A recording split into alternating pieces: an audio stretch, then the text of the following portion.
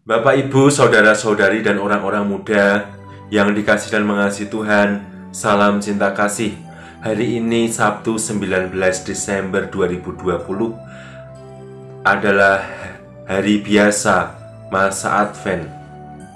Bacaan Injil yang akan kita dengarkan diambil dari Injil Lukas bab 1 ayat 5 sampai 25. Marilah kita mempersiapkan hati kita untuk mendengarkan sabda kehidupan dari Tuhan. Tuhan sertamu dan sertamu juga. Inilah Injil Yesus Kristus menurut Santo Lukas. Dimuliakanlah Tuhan. Pada zaman Herodes, Raja Yudea, adalah seorang imam yang bernama Zakaria dari rombongan Abia. Istrinya juga berasal dari keturunan Harun, namanya Elisabet. Keduanya adalah benar di hadapan Allah dan hidup menurut segala perintah dan ketetapan Tuhan dengan tidak bercacat. Tetapi mereka tidak mempunyai anak, sebab Elisabet mandul dan keduanya telah lanjut umurnya. Pada suatu kali, waktu tiba giliran rombongannya, Zakaria melakukan tugas keimaman di hadapan Tuhan. Sebab ketika diundi, sebagaimana lazimnya untuk menentukan imam yang bertugas, dialah yang ditunjuk untuk masuk ke dalam bait suci dan membakar ukupan di situ. Sementara itu seluruh umat berkumpul di luar dan sembahyang. Waktu itu adalah waktu pembakaran ukupan. Maka tampaklah kepada Zakaria seorang malaikat Tuhan berdiri di sebelah kanan mezbah pembakaran ukupan. Melihat hal itu, ia terkejut dan menjadi takut. Tetapi malaikat itu berkata kepadanya, "Jangan takut, hai Zakaria, sebab doamu telah dikabulkan, dan Elisabet istrimu akan melahirkan seorang anak laki-laki bagimu, dan haruslah engkau menamai dia Yohanes. Engkau akan bersukacita dan bergembira. Bahkan banyak orang akan bersuka cita atas kelahirannya itu, sebab ia akan besar di hadapan Tuhan, dan ia tidak akan minum anggur atau minuman keras, dan ia akan penuh dengan Roh Kudus mulai dari rahim ibunya. Ia akan membuat banyak orang Israel berbalik kepada Tuhan Allah mereka, dan ia akan berjalan mendahului Tuhan dalam roh dan kuasa Elia untuk membuat hati bapa-bapa berbalik kepada anak-anaknya dan hati orang-orang durhaka kepada pikiran orang-orang benar, dan dengan demikian menyiapkan bagi Tuhan suatu umat yang layak baginya." Lalu kata Zakaria kepada malaikat itu, "Bagaimanakah aku tahu bahwa hal itu akan terjadi? Sebab aku sudah tua dan istriku sudah lanjut umurnya." Jawab malaikat itu kepadanya, "Akulah Gabriel yang melayani Allah, dan aku telah diutus untuk berbicara dengan engkau dan untuk menyampaikan kabar baik itu kepadamu. Sesungguhnya engkau akan menjadi bisu dan tidak dapat berkata-kata sampai kepada hari di mana semuanya itu terjadi, karena engkau tidak percaya akan perkataanku yang akan nyata kebenarannya pada waktunya." Sementara itu orang banyak menanti-nantikan Zakaria. Mereka menjadi heran bahwa ia begitu lama berada dalam bait suci.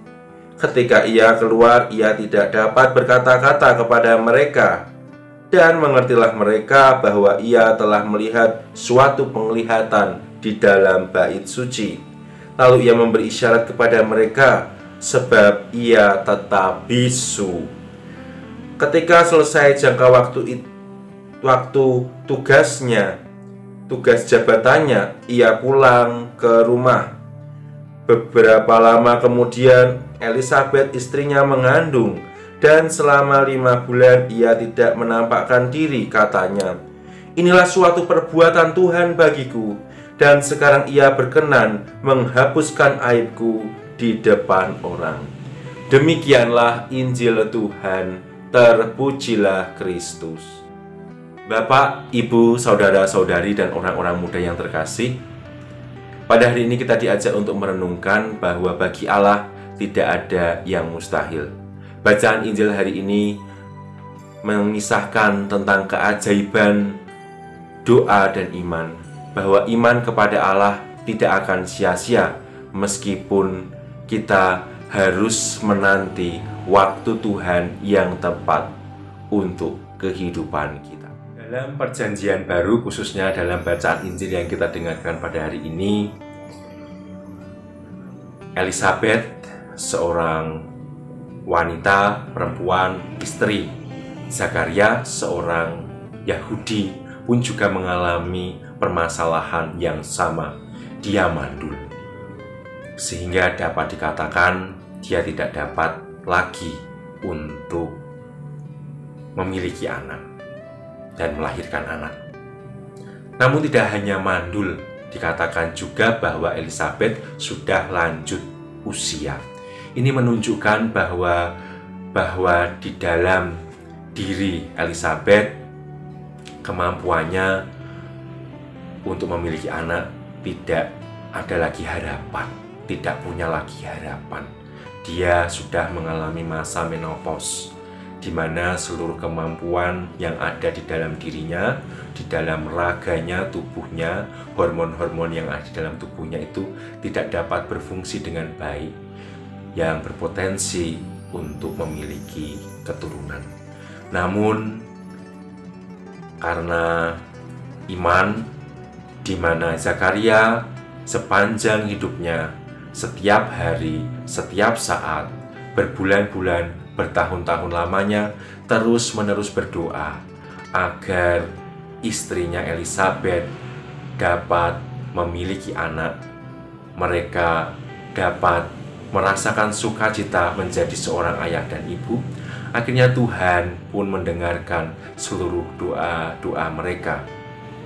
Dan pada hari ini, dari kisah yang kita dengarkan tentang keluarga Zakaria dan Elisabet, malaikat Gabriel datang kepada Zakaria menyampaikan bahwa Elisabet, istrinya yang mandul, yang sudah lanjut usia itu, akan mengandung dan melahirkan seorang anak yang bernama Yohanes, yang akan mengajak orang-orang Israel untuk berbalik kepada Tuhan, yang mengajak orang-orang Israel untuk mempersiapkan diri dengan sebaik mungkin untuk menyambut kedatangan Tuhan. Karena mengalami peristiwa yang menakjubkan dalam hidupnya, Zakaria pun yang seharusnya bersuka cita karena menerima kabar sukacita bahwa istrinya yang mandul dan tua itu akan mengandung dan melahirkan, Zakaria malah justru kemudian ragu-ragu, dia bimbang tentang kebenaran apa yang disampaikan malaikat kepadanya, sehingga dia akhirnya diberi hukuman sementara karena keraguan-raguannya, yaitu dia menjadi bisu sampai hari di mana Yohanes Pembaptis anaknya lahir di tengah-tengah dunia. Demikianlah proses beriman yang dialami oleh Zakaria dan Elisabet istrinya, yang sepanjang hidupnya berdoa terus-menerus kepada Tuhan, memohon agar Tuhan memberikan buah hati bagi mereka. Dan puji Tuhan, syukur kepada Allah, akhirnya mereka pun karena kuasa yang dimiliki oleh Tuhan, akhirnya mereka diberi keturunan. Yohanes Pembaptis dianugerahkan kepada mereka. Bapak, Ibu, dan saudara-saudari serta orang-orang muda yang terkasih, marilah di masa Advent ini kita meneladan bagaimana Zakaria dan Elisabet terus-menerus setia berdoa dengan penuh iman. Mari kita terus setia menantikan waktu Tuhan, waktu yang dinyatakan kepada kita. Jika waktunya sudah tiba, marilah kita menyambut harapan yang selama ini kita doakan, kita mohonkan kepada Tuhan dengan penuh syukur, dengan penuh sukacita. Semoga rahmat Tuhan membantu kita untuk itu.